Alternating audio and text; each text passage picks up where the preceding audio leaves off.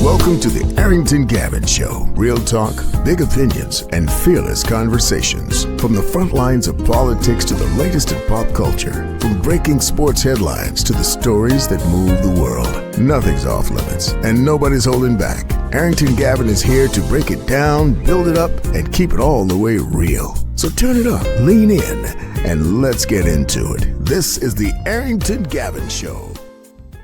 Hey, family. Welcome to the Arrington Gavin Show, your go-to spot for sharp insights, bold opinions, and unfiltered takes on the biggest stories of the day, whether it is politics, sports, pop culture, or the latest buzz. Look, we're diving deep, and we're always keeping it real.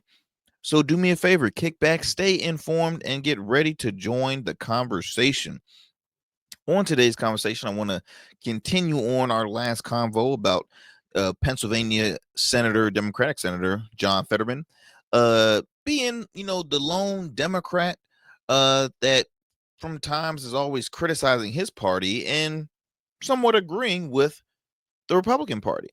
In addition to that, he was one of the first senators out of Congress to congratulate President Trump on the peace deal between Israel and Hamas.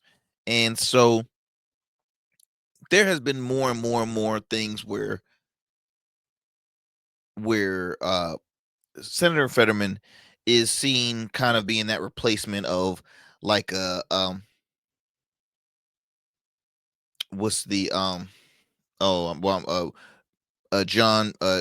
Manchin or a Kristen Sinema. At the time, they both were Democrats who were kind of like the Lone Rangers. Kristen Sinema happened to lead the party while she was still in office, ran for re-election, obviously did not come up successful. Joe Manchin has since retired from politics, but has left the Democratic Party, and now he has a new book out talking about being a centrist, being an independent, and the whole 9 yards. So John Fetterman even said, hey, look, I've had thoughts about ditching the Democratic Party. Like I'm not happy how the outcome has been. So we'll talk a little bit about it later on in the program. In addition to that, a newly Democrat, Joe Walsh, who's a former Republican congressman out of Illinois, who was a very, very strong critic of the left while he was in office. He was a part of that. He was a Tea Party Republican.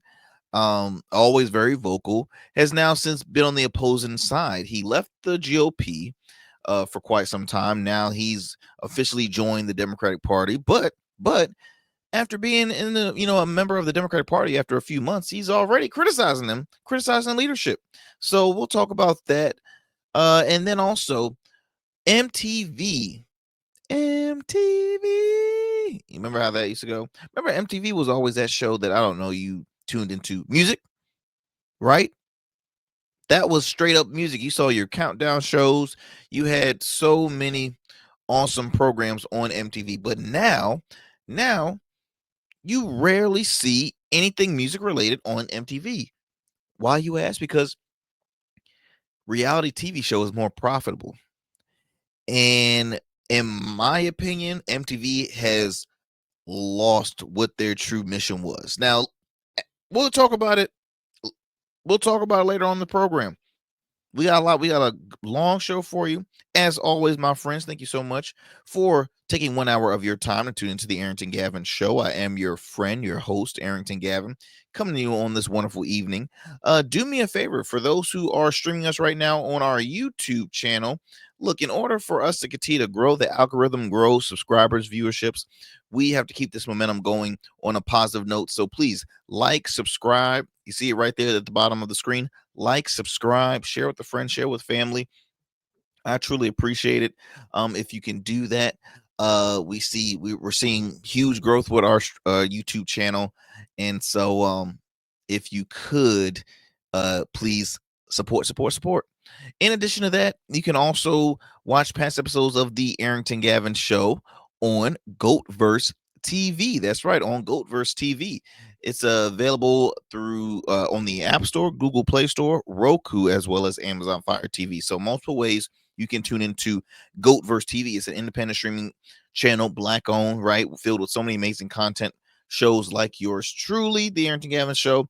In addition, you can tune into music, laughs, debates, politics and pop culture, and more on this platform. So be sure to tune in and support Goatverse TV. Now, on the go, you can tune into the Arrington Gavin Show. We're available on all major podcast platforms. So, whichever is your podcast platform of choice, be sure to type in the Arrington Gavin Show, follow, give us 5 stars. We truly appreciate that as well. Lastly, you can also listen to this program on the radio airwave. Shout out to those who are listening to us right now in New Orleans by way of WBOK 1230 AM. What New Orleans is talking about. You can tune into the Arrington Gavin Show weeknights at 7 p.m. Central Time. Again, that's only on WBOK 1230 AM. What New Orleans is talking about. And then we're going to move it on to the Metro Atlanta region to WDJY 99.1 FM Straight Talk. You can also tune into the Arrington Gavin Show, but this time at 11 p.m. Eastern Standard Time. And that's only on WDJY 99.1 FM Straight Talk. All right, my friends, before we head to a commercial break, we have to start off with our segment here. A fun segment that I've been excited to always share with you all, because it's about staying informed. It's about educating. That's what we want to do here on the Arrington Gavin Show. We have fun, but we also want to inform our audience. So it was a segment that I started where I speak about political positions, right? We always we know what goes on the larger scale, right? On the federal level. But local people, we tend to skip over the local races and local positions, local political positions. So what we're doing, we're starting from local, and then we're gonna finish it off all the way at the top. And then once we get to the highest level, we'll continue to recycle positions from time to time, just to kind of resurface and make sure we keep you all informed. So today's position. So last show I spoke about city council and town council, right? Before that, we spoke about city manager. What consists in that position? What's in that? What's does that role hold? And then also we started off by talking about school board. So now today's position is mayor, right? Regardless if you're in a city or a town, the mayoral role has an important role.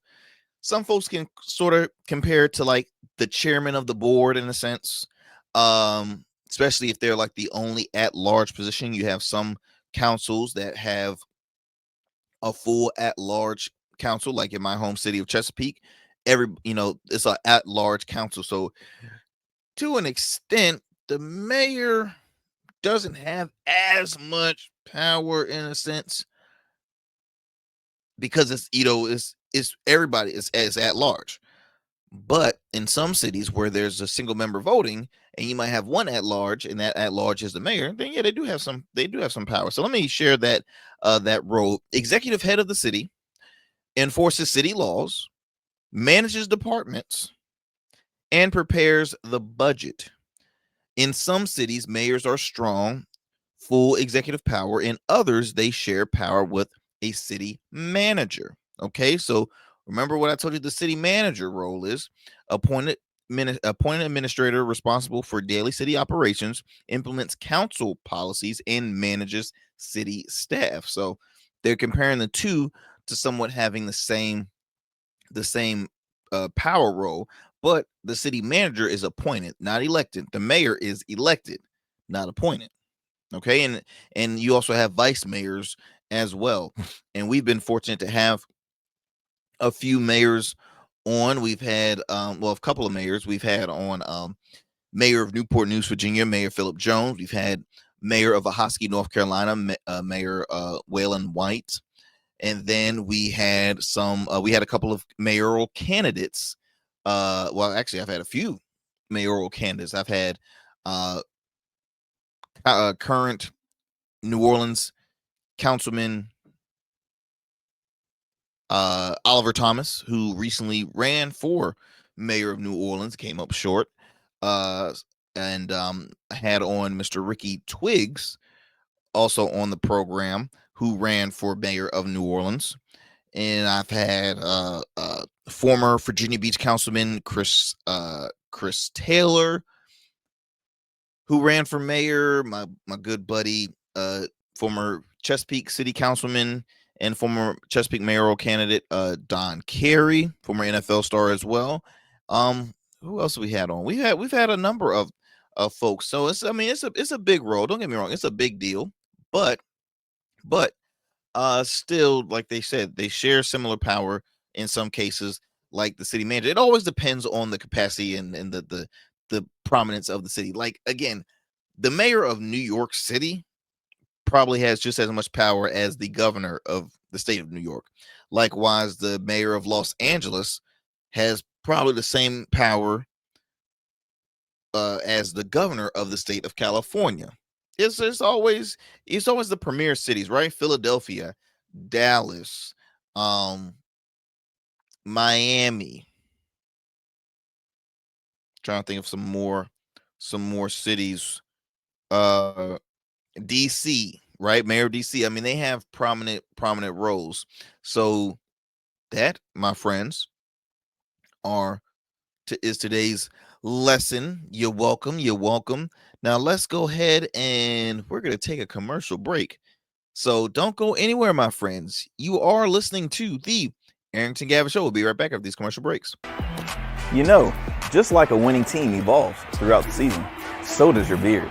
I'm Arrington Gavin, proud CEO of Rugged Evolution Beard Care. With our premium oils, balms, and grooming tools, it's everything you need to level up your beard game. Whether you're a seasoned pro or a rookie, Rugged Evolution is the new smooth. Order now and dominate the beard game like never before. Rugged Evolution Beard Care, because every beard deserves to be legendary. What's up, y'all? Welcome now. And we still in traffic. Don't look familiar, do I? Not in this seat. Hey, what's that you listening to? Here to host today. Hey, turn it up. With me? Yeah, this that new GoVerse app. I got you. So y'all want to know where the goats are? They're off on the sidelines. Looking for fresh, relevant content wherever you go? What was the name of that he said? Introducing GoatVerse TV. GoVerse, that's what it's called. The free streaming app that brings you the best podcasts, current events, and thought-provoking opinions all in one place. Download it now from the Apple Store or Play Store. In Goats, we trust. Every man has a story to tell. Your ambitions, your achievements, your legacy. Your suit should reflect that story, crafted precisely, designed for impact, and tailored exclusively for you. We work with only the finest fabrics, luxurious wools, silk, linen, and blends from world-renowned mills in Italy, the UK, and India. These fabrics are the foundation of custom suits that exude elegance and stand the test of time. But a suit isn't just about fabric, it's about fit, and it's about confidence, and it all starts with you. When you work with me, you'll receive a personalized consultation, whether in person or over Zoom. Together, we'll explore your vision and discuss your needs. And we're gonna bring your ideas to life. My journey as a designer includes apprenticing under New York-based designer Clavon Leonard, showcasing collections at New York Fashion Week, Algeria Fashion Week, and the prestigious Baltimore Met Gala. That experience is what we bring to every suit we create, from weddings to corporate events and everything in between. We specialize in crafting one-of-a-kind suits for life's most significant moments. Dapper Luke has been recognized as one of Baltimore's best menswear in 2023, and I was honored to be one of the 10 designers selected for the prestigious Baltimore Met Gala. With over 900 satisfied clients, we proudly serve Virginia Beach and Baltimore, bringing world-class designs to these incredible communities. We don't just make suits, we craft confidence. Your suit will fit your body, your style, and it will tell your story. Book your free online personal consultation today. Visit www.dapperluke.com. All right, family, welcome back to the Arrington Gavin Show. Thank you for staying with us. Okay, as I mentioned earlier, I wanted to continue on the conversation of talking about John Fetterman, right? John Fetterman. Do I have anything on? Do I have a graphic for John, y'all? No. Okay, it looks like I do not, but that's fine. So I want to continue on talking about John Fetterman, U.S. Senator out of Pennsylvania, Democrat, who since becoming a senator, has always been kind of like the Lone Ranger, because he just, in his case, he speaks truth to power. He's not always going to be a team player. He's going to focus on the people and what's going to benefit the overall, and not just one party. So, anyways, I wanted to finish up because he was one of the ones that had came out supporting Donald Trump, and congratulating him on the peace deal, which was a big deal, right? You got a lot of hostages that are a lot of lives that will be saved in this. I mean, anytime you end a war is always a good thing. Like them or love them. I mean, excuse me, like them or hate them. Ending a war is a win. And I've said from time and time again, if he does good, I'll acknowledge it. If he does bad, I'm gonna acknowledge that too. It ain't the whole, oh, Arrington, are you a Trumper now? Are you a MAGA? Hell to the no. But again, at the end of the day, a win for him is a win. Well, I won't say that, but you don't want to see your sitting president fail, because that puts effect on the community, on this nation. So hey, I want to see him do good, but I also want to see him be more empathetic and stop with the whole division baiting that he has been doing since entering into politics. But that we're not going to see that. And that man about to be 80 years old, so he really, if you thought he was ignorant before, he's gonna be even more ignorant. Okay. As I continue on this article from The Independent, Fetterman, a strong supporter of Israel, reposted Trump's announcement on X. As I congratulate POTUS on the historic peace plan that releases all hostages now, enduring peace in the region as possible. Our parties are different, but we have a shared ironclad commitment to Israel and its people.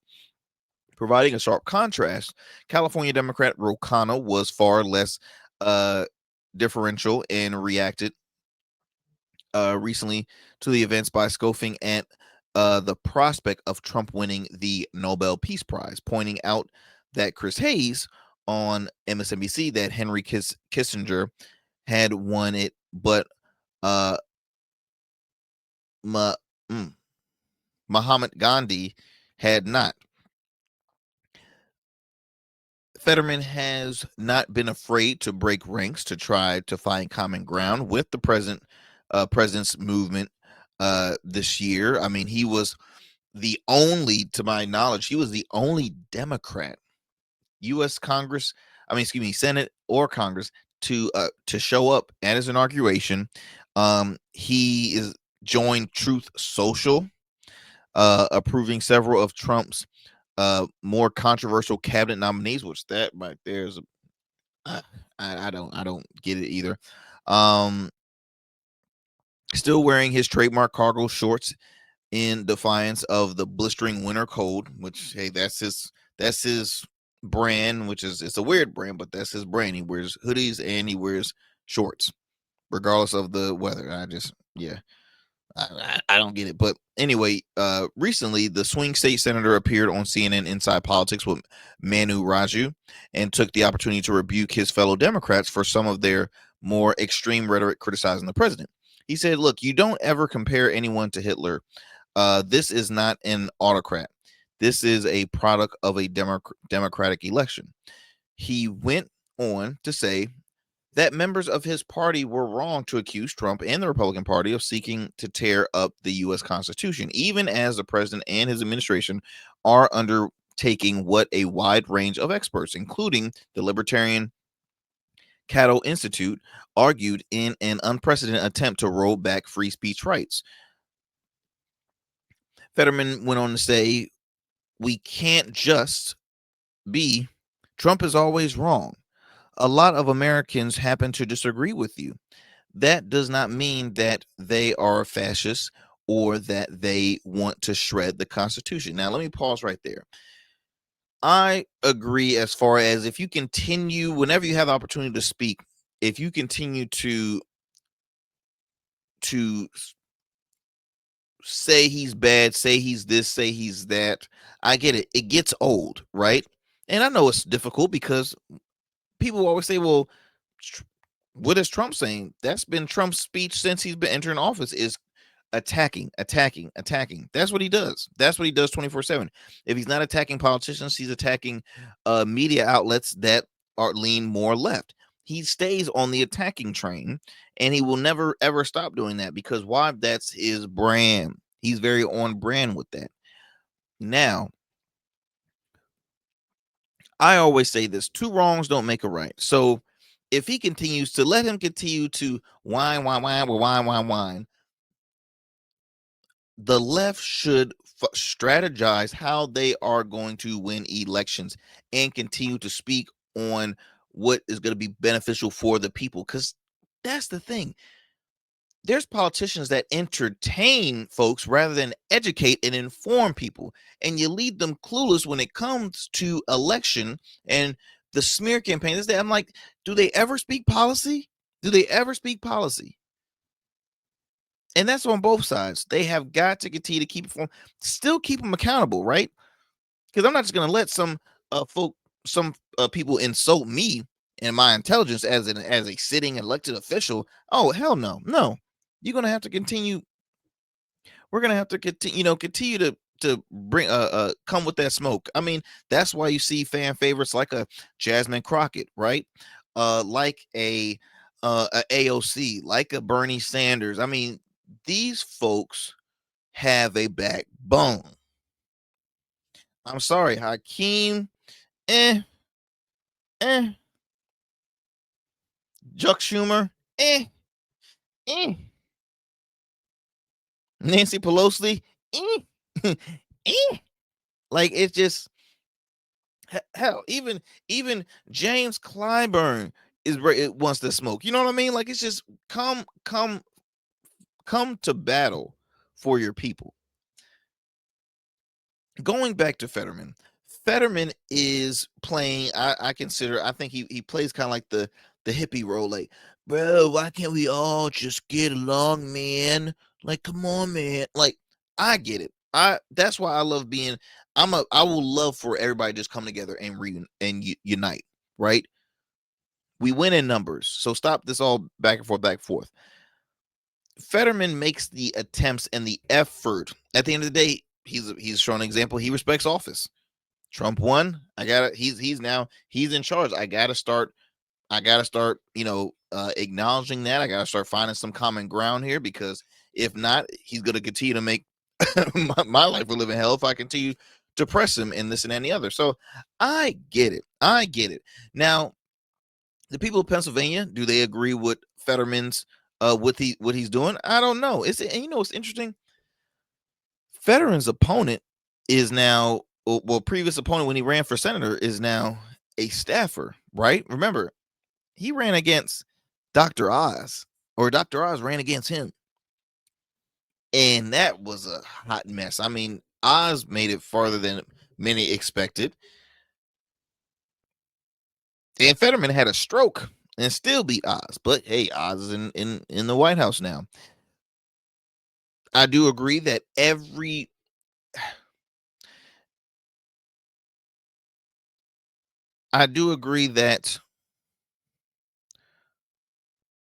you disagree with him or agree with him, that doesn't make you the worst of the worst. Like I said, I can't get on the liking of Trump. I see it for one way, and that's just, if you want division, if you are a person of money that you see financial benefit out of a Trump administration, maybe, but I can't get with the overall, the overall liking of this administration and Trump. I personally cannot. I don't get it. But hey, I respect those who, you have the right. That's your decision. You do you. You do you, boo. You do you. Okay.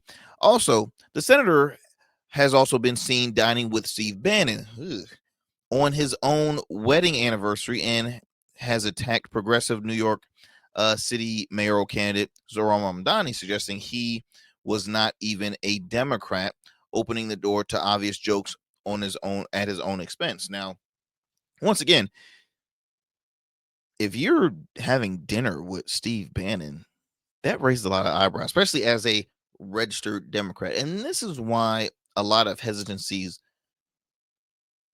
comes from voters, right? Because I was having a conversation with a friend of mine over the weekend about a local race, and the individual was a registered Republican, now turned Democrat, right? Basically, the overall thing was party switching. And it's like, okay, people that party switch, are you truly authentic, right? Are you being truthful to your belief? Like, what is your beliefs if you switch from one party to the other? Perfect example. Well, I got two examples. I'll share one. Well, I'll share both of them, but I'll talk more about John Walsh later on. But um, Jeff Dunn, Jeff Dunn out of the former lieutenant governor out of Georgia, Republican, right? Georgia, and now he's a Democrat running for governor of Georgia. He's registered now as a Democrat running for governor for Georgia, one of the reddest states on the nation.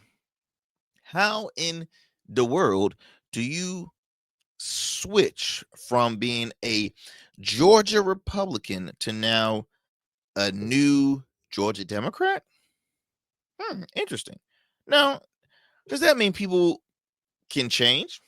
You ask. Well, yes, people can change. People can change stances. I want to say that will always happen after a situation might happen to them. Right? Talking about gun laws and this and the other, they would have to encounter in a situation or a tragedy where they'll be like, okay, now I understand on the stricter gun laws. Okay, um, maybe they might have somebody that's close to them that might be undocumented, right? It moments change, I get it, but you just have to be careful because nobody will ever truly know the thoughts of the mindset of a politician or of an elected official, right? We just see how they are outside the office or sometimes in the office. That's the only side we see. We see the promotion, the smiles, the kiss the babies, this and the other. But when they step behind closed doors, we don't know. We truly don't know their true intentions. So I understand when it raises eyebrows. I'm like, I got my own you. So I go back to Steve Bannon because Steve Bannon, in my opinion, has never been a advocate of benefiting all people in the United States, personally, especially black people. And I could have the most talked program in this nation with millions. I would never have or give an opportunity to have Bannon, on my platform. I wouldn't. I wouldn't. I won't mind having folks on the opposite side of the aisle, right? People that I don't agree with. I don't mind having that conversation. I do that all the time. I have people that we find common grounds to agree with. I have folks that I don't agree with. Being an independent, you really there's no there's no side for you in a sense. I just been fortunate to be friends with Republicans, Democrats, libertarians. I mean, I'm everywhere. I'm a sociable person. I respect people's thoughts, right? And I find ways of common ground what can benefit the majority. That's the way America should always be. And I think sometimes that's where Fetterman is trying to do. It just doesn't come off as sharp. If I'm making sense here, Fetterman's apparent rightward shift has not been well received, obviously, in his state by the liberals who elected him in 2022, according to recent polling, which could pose a significant problem for him going forward. Of his concessions proved to be a miscalculation. Now, a question I will end this talking about Fetterman, and I'll move on to the next one. Well, actually, I got another one I want to share before I finish with Fetterman. do you see Fetterman ever joining the Republican Party? Please give me your answer. For those who are watching us on YouTube, give me your answer in the comment section. Do you think that Fetterman would join the Republican Party?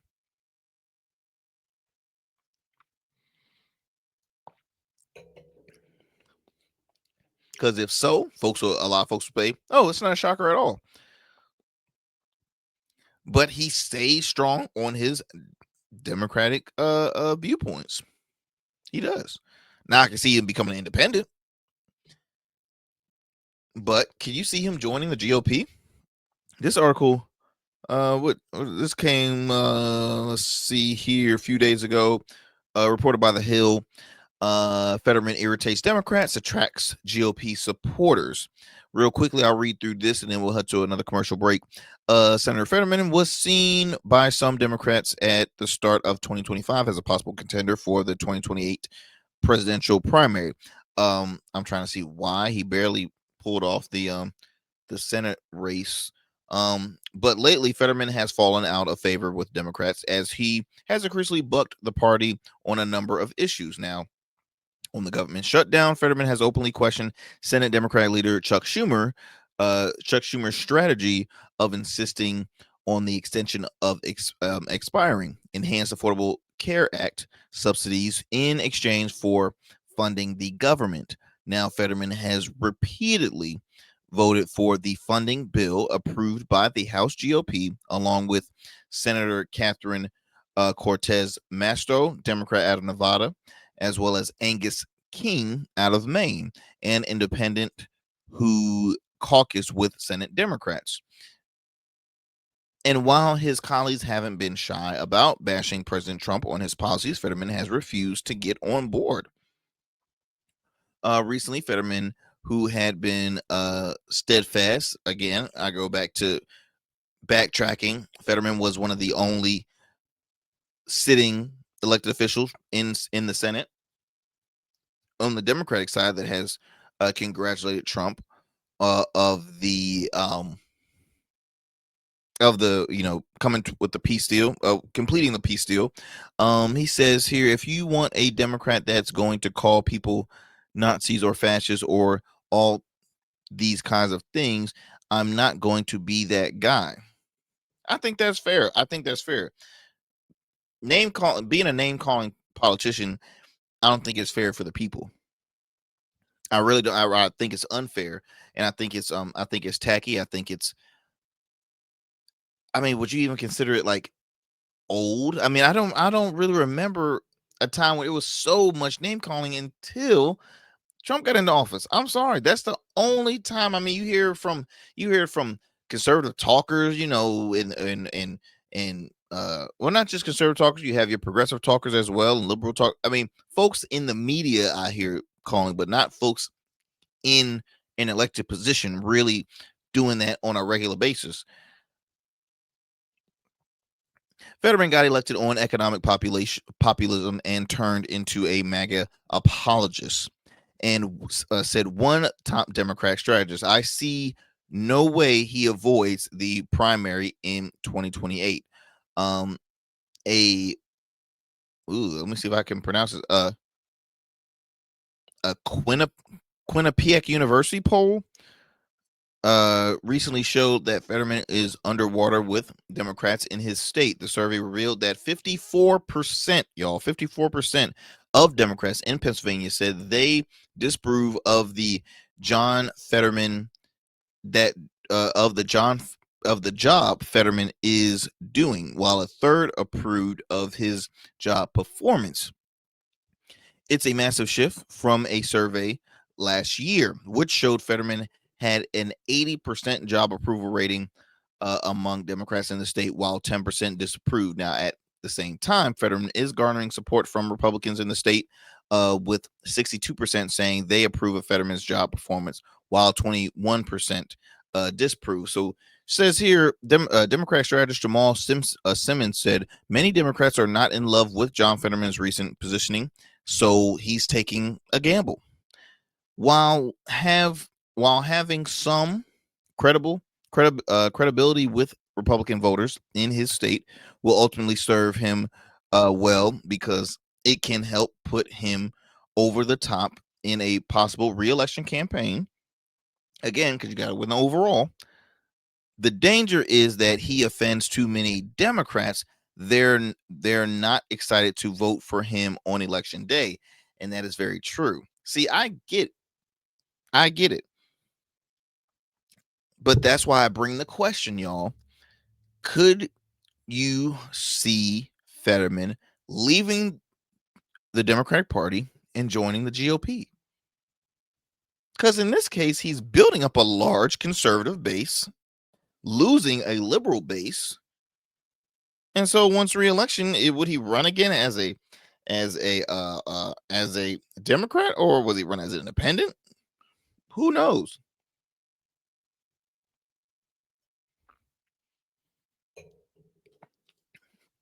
Who knows?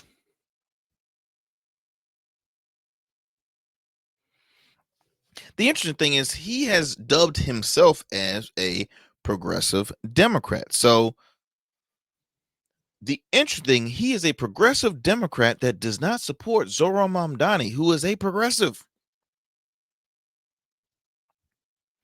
He dubs himself as a progressive Democrat, but yet he's seen dining with Steve Bannon. He dubs himself a progressive Democrat, yet he was the only Democrat to show up at technically he wasn't the only Democrat, because you had Obama, one of the former presidents who was a Democrat, came to the inauguration. But as far as sitting elected officials, he was the only one. He dubs himself a progressive Democrat, but he makes the time to have an account on Truth Social. Are we talking about the same person here? But gradually, at least as some Democrats see it, he shed the label and shifted more to the right, angering so many of his party. Now, Democrats see him going the way of former Senator Joe Manchin of West Virginia, who was a moderate Democrat before he left the party last year and registered now as an independent. Many Democrats feel betrayed. This is coming from Democratic strategist Brad Bannon. He ran a Fury blue-collar liberal. He ran as a Fury blue-collar liberal, which was not true. He wasn't. Putting on a hoodie doesn't turn you into a blue collar. I'll just be honest. See, there were speculations, and I didn't read into it too hard, but saying how, first of all, he came from money. So this whole blue collar side, give me a break. Which created the possibility that was hope for working class progressive populism. He dashed those dreams with his move to the middle. Fetterman has maintained that he has no intentions of leaving the Democratic Party. So we will see. We will see how the career will end up for Mr. Fetterman. We will see, y'all. Let me go ahead and let's see here. We're gonna take a commercial break. When we come back, I want to discuss MTV, man. MTV recently made some new news that might not be well liked by most, but hey, we're gonna talk about it. So do not go anywhere, my friends. We got a lot more show for you here on the Arrington Gavin Show. We'll be right back after these commercial breaks. Order your beard care products with Rugged Evolution. We're your local beard care line that supports the maintenance of your full, mature beard. Our line includes conditioning shampoos, moisturizers, balms, oils, shaving lotions, and exfoliating soaps. These products moisturize, hydrate, nourish, and have all the natural ingredients for a healthy beard. Log on to our website or download our app to place your orders. Become a man of distinction with Rugged Evolution Beard Care. And remember, Rugged is the new smooth. Hey, Dad, want to go for a walk? Well, that'll help me get my steps in for the day. Gotta stay healthy and strong. But you're healthier than me. I'd like to keep it that way. Doc says I need to walk 10,000 steps a day. How long is that? Don't know. How about you tell me a story instead of counting steps? I could tell you about the house my father and uncle built for us. That's a couple of thousand steps right there. Staying connected keeps you going strong. Learn ways to stay happy, active, and independent at cdc.gov/stillgoingstrong. All right, my friends, welcome back to the Arrington Gavin Show. Let's see here. As I spoke earlier about MTV, which initially, if I can, let me see if I can pull up my graphic here. Give me 1 second, my friends. See, this one happened when you're grassroots, man. Oh, there we go. There we go. So, MTV, which originally stood for, what was the acronym for MTV? It was what, music television. Let me see here.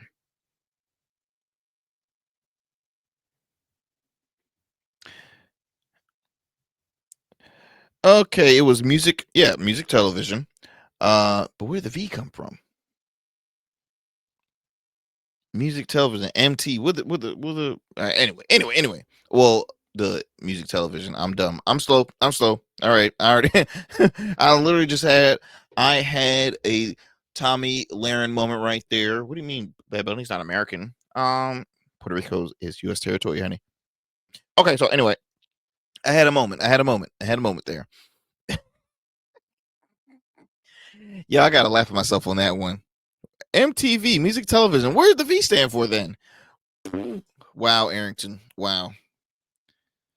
In front of my audience. That was hilarious.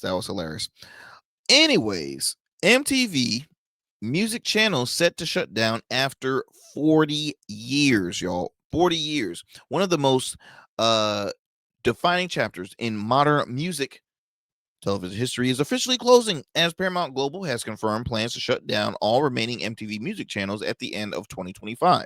The decision marks the end of an era for millions who grew up watching music videos on dedicated TV networks. Now, the closure will affect several specialized MTV branded spinoffs across Europe, including MTV Music, MTV 80s, MTV 90s, Club MTV, and MTV Live, according to various news reports. Now, these networks, known for their non-stop video rotation, will cease broadcasting in the United Kingdom and in Ireland at the end of this year, with similar rollouts planning for other international markets. Now,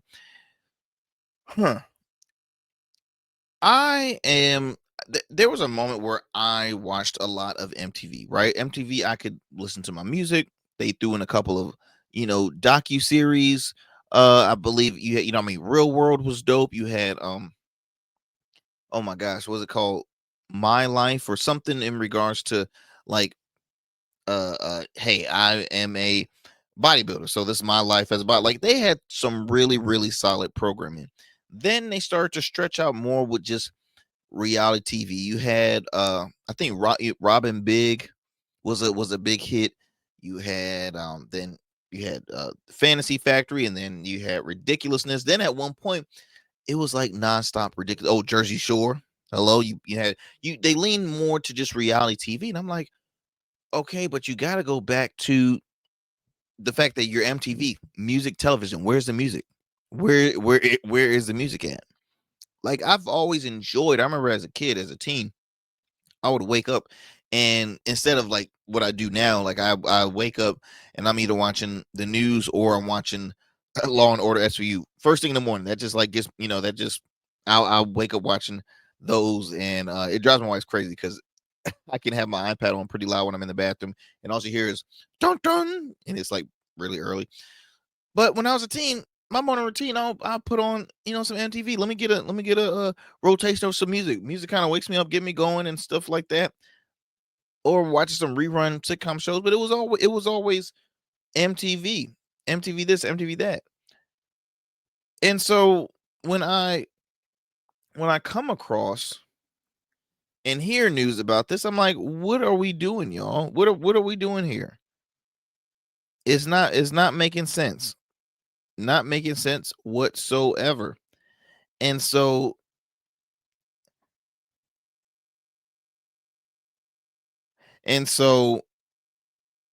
the big question is why, right?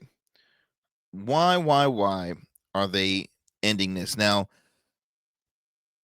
the move, they say, is part of corporate restructuring and cost cutting drive by Paramount, which highlights a major shift in the audience behavior. Now, look, with the rise of streaming, the primary driver for the shutdown is simply that simple reality that music discover has migrated from linear television to digital. So they look at it saying, I don't see this being profitable anymore.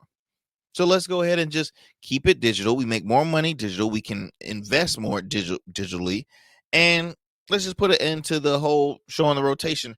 Now, personally, I get it on the business side of things. On the business side, because if you're watching the shift, you're seeing that eventually it's not profitable and you're either losing money, then why not? But I feel as though for how much money these networks and these companies make, there is some way they can still do the two. They can still show, because look, linear television is a dying product. It is. That's why a lot of stuff is on streaming. But it's like, I feel as though if MTV would rebrand and bring back that and maybe remove some of the reality TV shows, I don't know. It could build their audience back, because again, I remember watching MTV one time and I'm like, damn, how many reruns of ridiculousness do they have? Like, it was just ridiculous. It's ridiculous. And then like reality competition shows. And I'm just like, what is this garbage? Like, it didn't make any sense. It didn't make any sense. So for me, when I do see the comeback of like older shows that was popular back then making a return, could you see it being more, profitable? Maybe just say keep it for the weekends as more music related stuff, having more music shows. Like I was just talking about to a friend of mine, like I miss shows like 106 in Park, like those music countdown shows. I truly do. I really do, but I get it. Hey, everything is digital. Everything is digital. Viewership's traditional music TV has plummeted, they say, with fans now favoring platforms like a YouTube, Vivo, Spotify, and TikTok. So, hey, I get it. I can't argue against that. Now, these services offer on-demand access, interactively, and personalized content, effectively eroding MTV's once dominant role as the music as a music taste maker. Excuse me. Now, the closures are integral to Paramount's global cost-saving strategy following its recent merger with Skydance Media. Now, the company is actively consolidating its linear TV portfolio to invest more heavily, like I said, in streaming in their Paramount Plus, which is, hey, I tune into Paramount Plus pretty often. There's only two things right now I'm watching on Paramount Plus. That's Beyond the Gates, which I fell behind on because Beyond the Gates comes on every day. And it's just like, dang, I gotta, and I'm gonna tell you a funny story. Side note. So the reason why I watched Beyond the Gates, first of all, it's like the only all black cast on, in soap opera history. And I watch it in honor of my grandmother. My grandmother was a huge fan of soap opera shows. General Hospital, All My Children, One Life to Live. Those were her shows that she watched heavily. So I'm like, look, Nana, you've been watching these shows since my mom and my aunts were little kids. I will never follow up and catch up on those shows. So let me start another one from fresh. And then when Beyond the Gates happened, I'm like, okay, boom, this is my chance. And I was keeping up. Then I fell off. Now I gotta get back. And I'm like, damn, now I gotta catch up on all these programs. But I'm watching Beyond the Gates and I watch Tulsa King. Love me some Tulsa King. Love. I'm a huge Stallone fan. Yeah. I know you all are saying, wait, he's a Trumper. I don't care. That man's one of the greatest actors of all time. He's a national treasure. Okay. Yeah, I said it, and I stand by it. Tulsa King is genius. Rambo is genius. Rocky is genius. All of them are genius. All of his films are genius. And look, that's his politics. Okay, that's his politics. There's people there. I will say this again.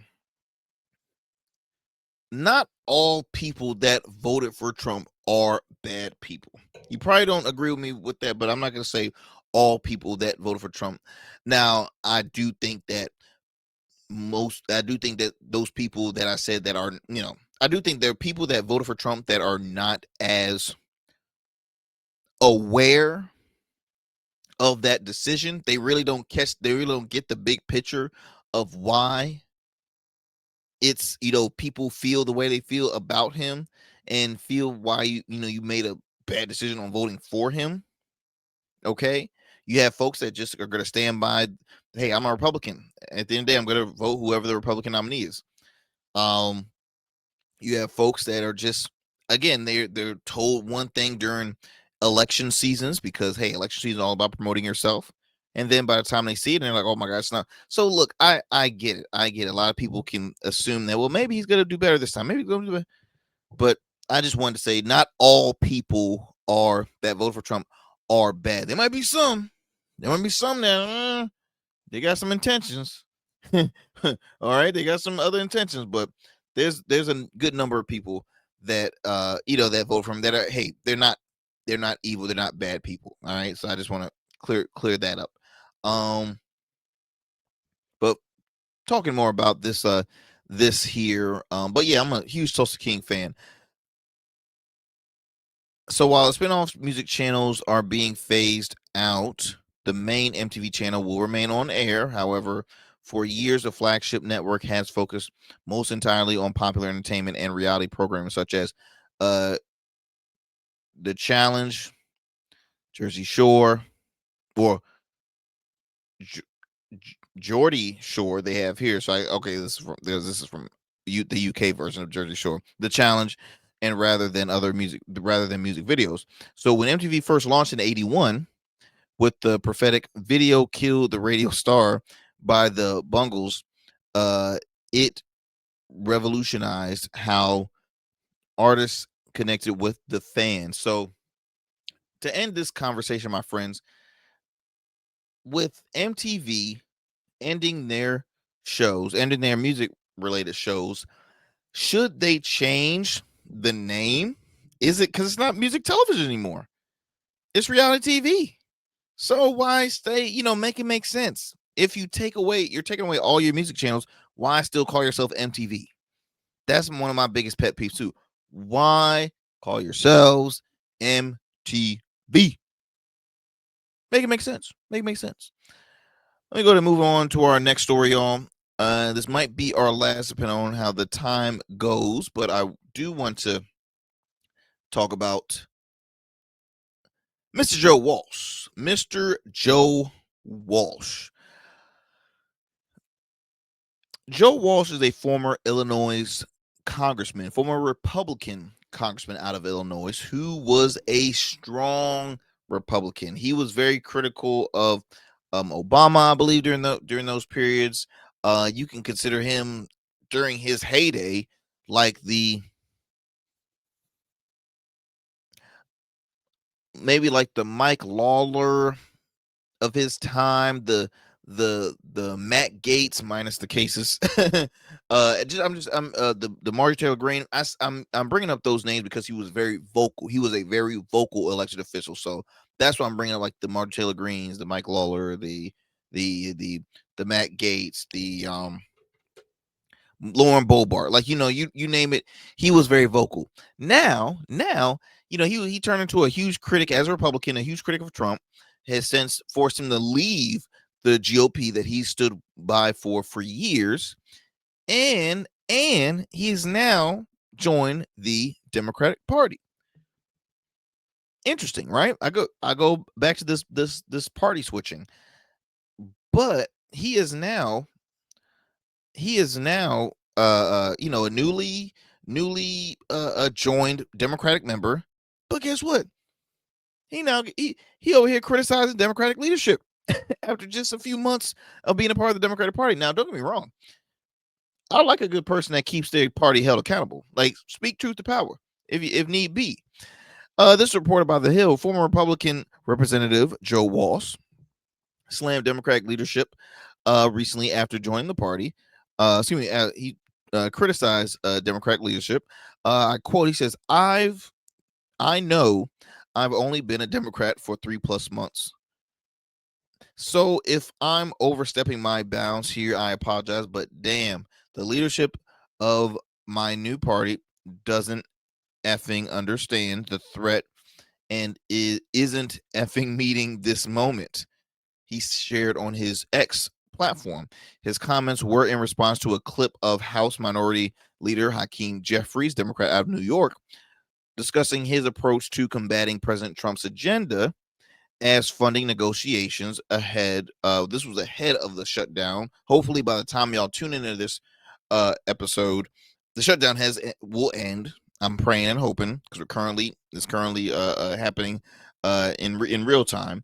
But as a funding agenda show little signs of movement. Now, a quote from Speaker Pelosi: when Trump was president last time. Oh, sorry, this is not a quote. This is a quote from I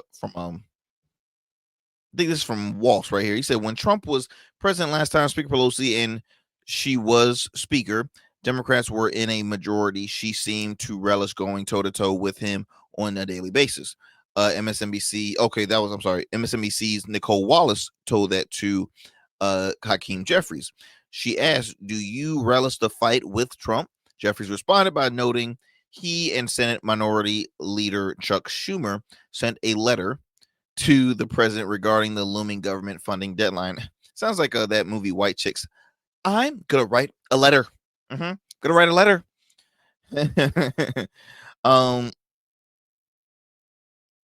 Let's see here.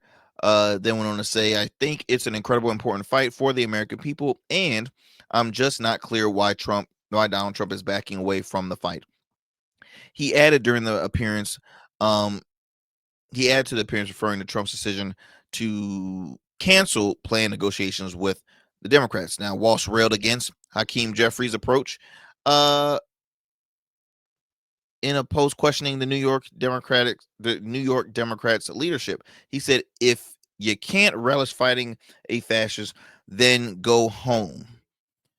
White House spokesperson Abigail Jackson said in an email to The Hill that the radical left Democrats, the party of open borders, violent crime, and men in women's sports, are now barreling our country toward a government shutdown if they don't get their nearly 1.5 trillion wish list of demands, including free healthcare for illegal aliens.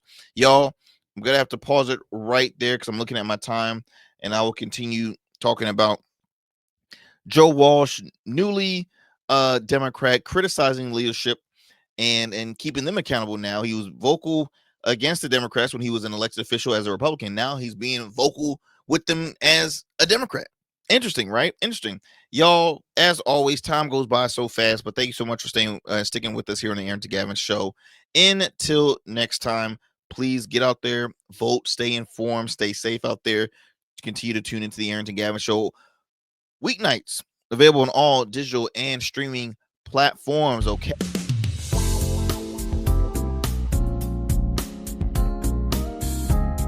I'm out.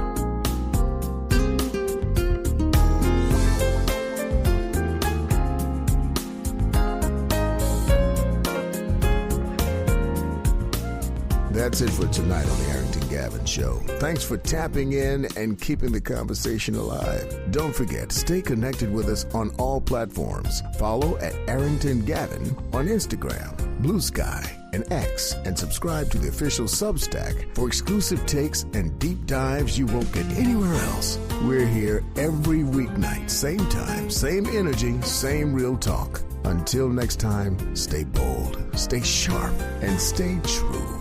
That's what we do on the Arrington Gavin Show. Peace.